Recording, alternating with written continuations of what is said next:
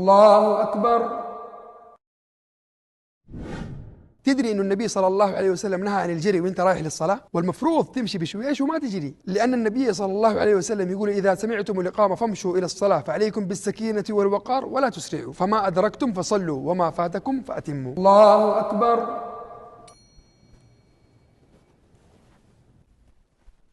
الله أكبر. يا الله. تدري إذا بتلحق الركعة وكبرت تكبيرة واحدة بس خطأ، لأن التكبيرة ذي ما نعرفها هل هي تكبيرة الإحرام ولا تكبيرة الركوع، والمفروض يكبر تكبيرتين، تكبيرة للإحرام وتكبيرة للركوع. الله أكبر. الله أكبر. السلام عليكم ورحمة الله. السلام عليكم ورحمة الله. تدري إذا وقفت قبل ما يسلم الإمام التسليمة الثانية خطأ، والشيخ بن باز يقول صلاتك باطلة ولازم تعيدها لأنك تركت ركن من أركان الصلاة وهي التسليمة الثانية، والصحيح تنتظر الإمام لين يسلم التسليمتين كلها وبعدين تقوم تكمل صلاتك. السلام عليكم ورحمة الله. السلام عليكم ورحمة الله.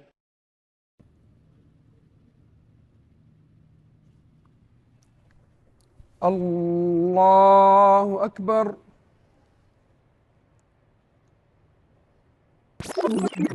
تدري إذا دخلت المسجد ولقيت الإمام ساجد تكبر للصلاة وتسجد مع الإمام، لأن الرسول صلى الله عليه وسلم يقول: فما أدركتم فصلوا وما فاتكم فأتموا. أهم شيء تكبر للصلاة وتتابع الإمام على أي حال، سواء جالس أو راكع أو ساجد.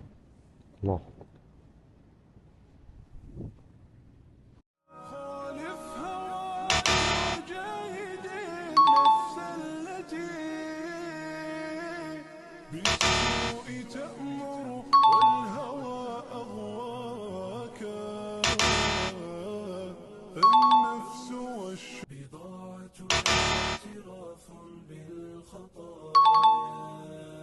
سمع الله لمن حمده.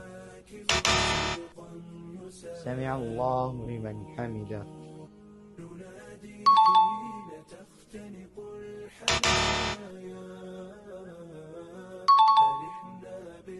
السلام عليكم ورحمة الله.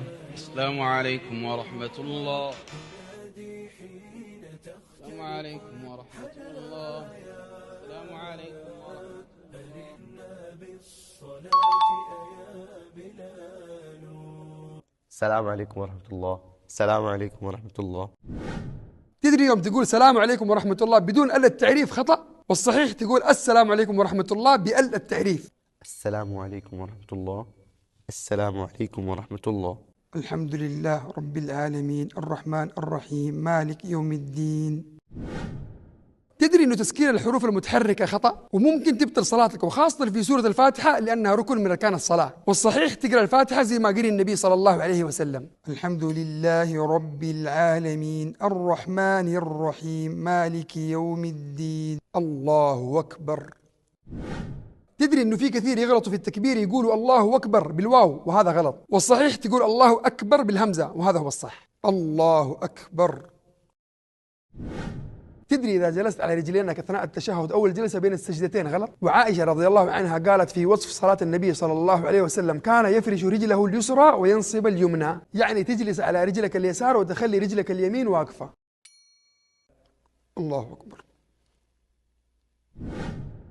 تدري إذا ما حركت الشفتين وقت القراية غلط وممكن ما تصح صلاتك، لأن الشيخ ابن باز يقول: ما يسمى القارئ قارئا إلا إذا تلفظ، وأنت كيف تقرأ بدون ما تتلفظ؟ الله أكبر. سبحانك اللهم وبحمدك وتبارك اسمك وتعالى جدك ولا إله غيرك. أعوذ بالله من الشيطان الرجيم. بسم الله الرحمن الرحيم. الحمد لله رب العالمين. تدري إذا ما حطيت أنفك على الأرض يعتبر سجودك خطأ، لأن الرسول عليه الصلاة والسلام يقول: أمرت أن أسجد على 7 أعظم، على الجبهة، وأشار بيده على أنفه واليدين والركبتين وأطراف القدمين، يعني هذه الأعضاء ال7 كلها تكون ملتصقة بالأرض. تدري أن الرفع من السجود بهذه الطريقة خطأ، لأن الرسول صلى الله عليه وسلم كان إذا رفع رأسه استوى حتى يعود كل فقار مكانه، يعني إذا رفعت رأسك من السجود تخلي كل عظم في جسمك يرجع لمكانه الطبيعي.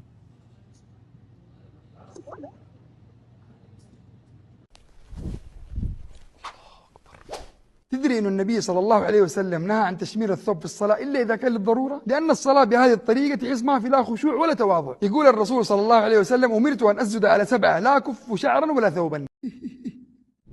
مبسوط ما شاء الله عليه من قوة الانبساط جالس يضحك في الصلاة. تدري إنه صلاتك باطلة إذا ضحكت في الصلاة بالقهقه وخروج الصوت بإجماع أهل العلم، والمفروض تقطع صلاتك وتعيدها مرة ثانية. أما إذا تبسمت بس بدون صوت أمورك طيبة وتكمل صلاتك. السلام عليكم ورحمة الله. السلام عليكم ورحمة الله. تدري إنه هزة الرأس وقت التسليمتين غلط؟ لأنها ما ورثت عن النبي صلى الله عليه وسلم إنه كان يهز رأسه، والرسول صلى الله عليه وسلم يقول صلوا كما رأيتموني أصلي. السلام عليكم ورحمة الله. السلام عليكم ورحمة الله. انشر هذا المقطع وشاركنا الأجر، فالدال على خير كفاعله.